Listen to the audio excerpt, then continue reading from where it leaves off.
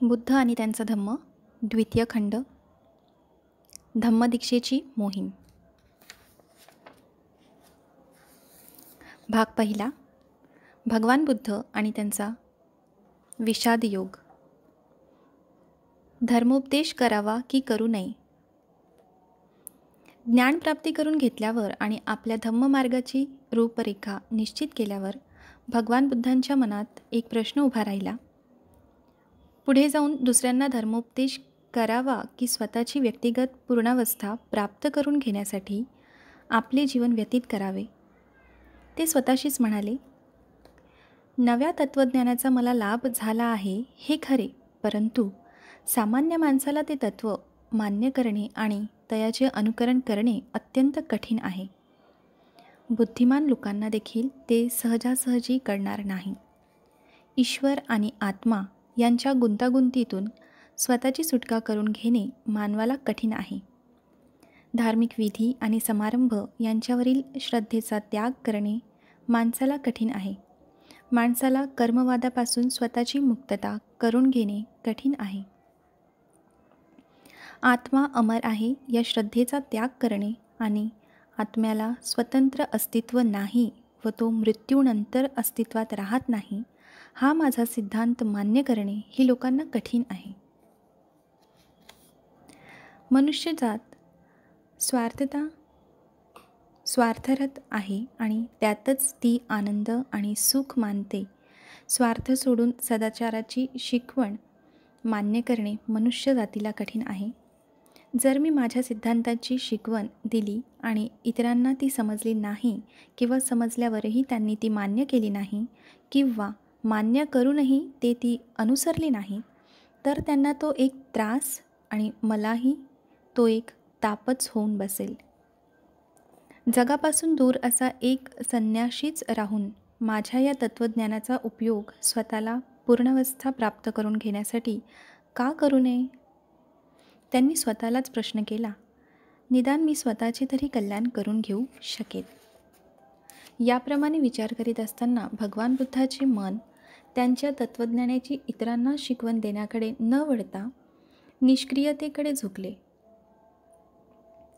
भगवान बुद्धाच्या मनात काय चालले आहे हे जाणून ब्रह्मसंहपती विचार करू लागला.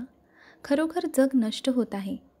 सम्यक संबुद्ध तथागत जर निष्क्रियतेकडे झुकतील व ते आपल्या धम्माची शिकवण इतरांना देणार नसतील तर ह्या जगावर खरोखरच विनाश ओढवेल. चिंताग्रस्त असा ब्रह्मसंहपती ब्रह्मलोक सोडून आला व बुद्धाच्या पुढे उभा राहिला.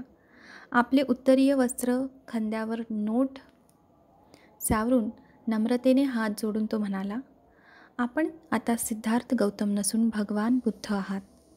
आपण सम्यक संबुद्धत्व प्राप्त झालेले भगवंत आहात. आपण तथागत आहात. आपण जगताला अंधकारातून मुक्त करण्याचे कसे नाकारू शकता? सन्मार्गापासून चुकत असलेल्या मानवजातीचे रक्षण करण्याच्या कार्यापासून आपण कसे विनमुख होऊ शकता? आपला सद्धम्म ऐकावयास न मिळाल्यामुळे या जगात वावरणाऱ्या अशुद्ध मनाच्या माणसाचा अंधपात होत आहे.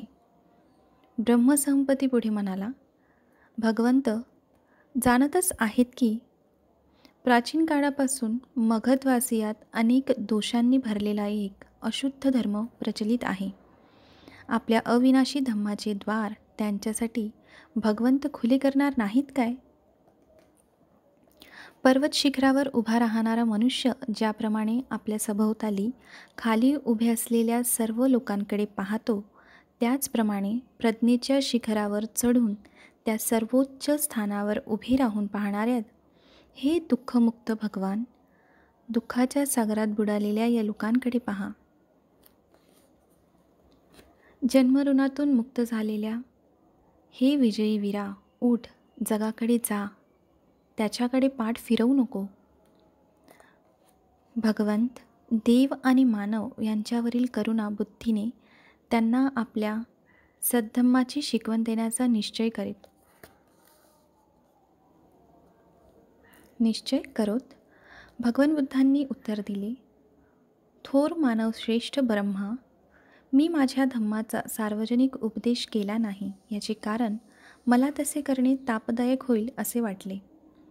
जगामध्ये अतिशय दुःख आहे हे जाणून भगवान बुद्धाला पटले की हात जोडून संन्याशी म्हणून स्वस्थ बसणे आणि जगात जसे घडते आहे तसेच घडू देणे हे योग्य नाही. संन्यास निरुपयोगी असल्याचे त्यांना दिसून आले. जगापासून दूर पडून जाण्याचा प्रयत्न करणे व्यर्थ होय. संन्याशाला देखील जगापासून सुटका नाही. जगापासून दूर पडून जाण्यापेक्षा जग बदलून त्याची सुधारणा करणे हेच आवश्यक आहे हे त्यांनी जाणले. भगवान बुद्धांना हे पटले की त्यांनी संसाराचा त्याग यासाठी केला की जगात इतका संघर्ष आहे व त्यापासून जगात दुःख व दैन्य निर्माण झाले आणि त्यावर त्यांना कोणताच उपाय माहीत नव्हता. जर आपल्या धम्मप्रचाराने जगातील दुःख आणि दैन्य दूर करता आले तर केवळ निष्क्रियतेचा पुतळा बनून स्वस्थ न बसता जगात पुनरुपी जाऊन त्याची सेवा करणे हे आपले कर्तव्य आहे हे त्यांनी ओळखले.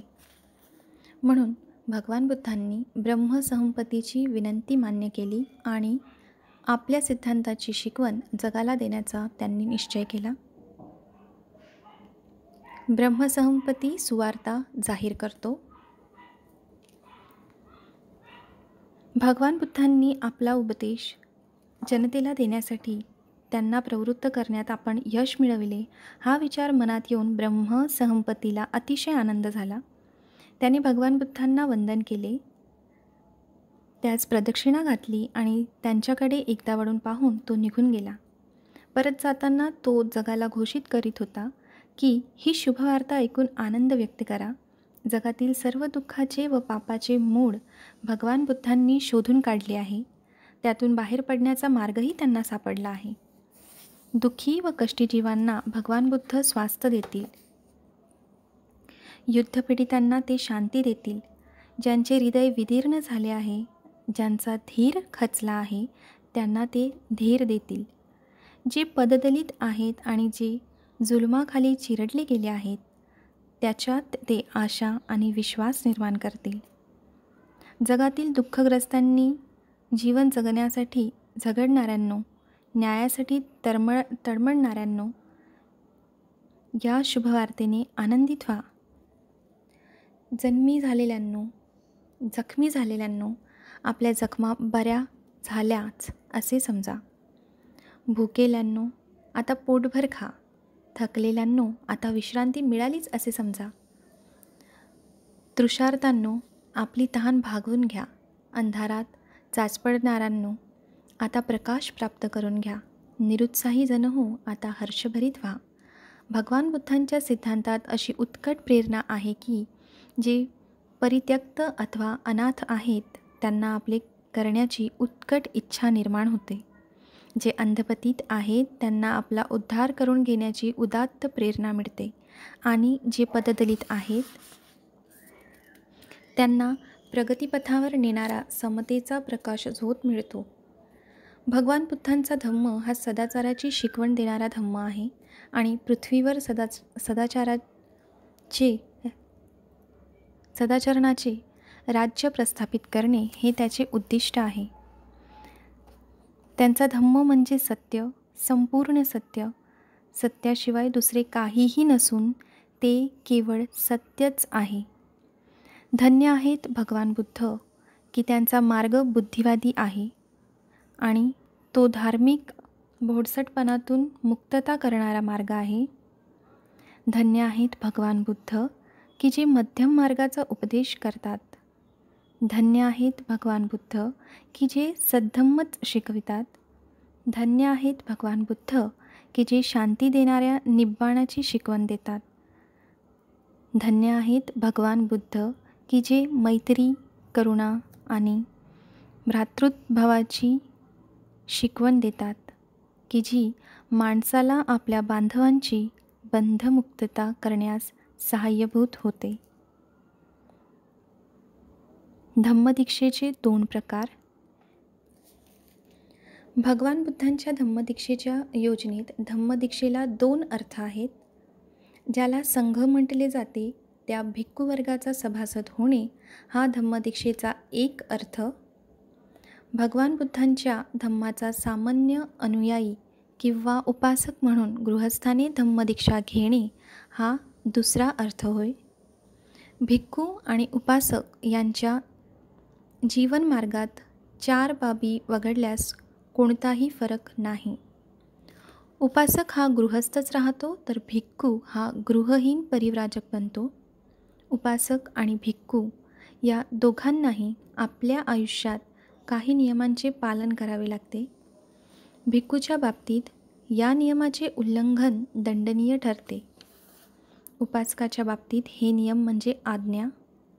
त्याने आपल्या सामर्थ्यानुसार त्या शीलांचे जास्तीत जास्त पालन करावयाचे असते. उपासकाला संपत्ती बाळगता येते, भिक्खूला ती बाळगता येत नाही. उपासक होण्यासाठी कोणताही संस्कार करावा लागत नाही. भिक्खू होण्यासाठी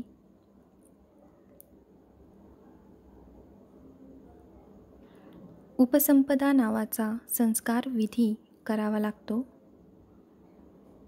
भगवान बुद्धांनी त्याच्याकडे दीक्षेसाठी आलेल्यांना भिक्खू किंवा उपासक बनविले. आपण भिक्खू व्हावे असे वाटल्यावर कोणत्याही उपासकाला भिक्खू होता येते.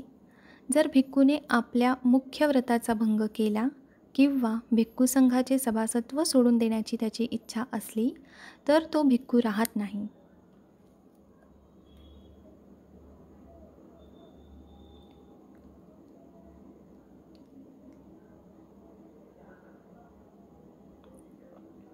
ज्यांची नावे पुढील पृष्ठात दिली आहेत त्यांनाच भगवान बुद्धांनी दीक्षा दिली असे समजू नये.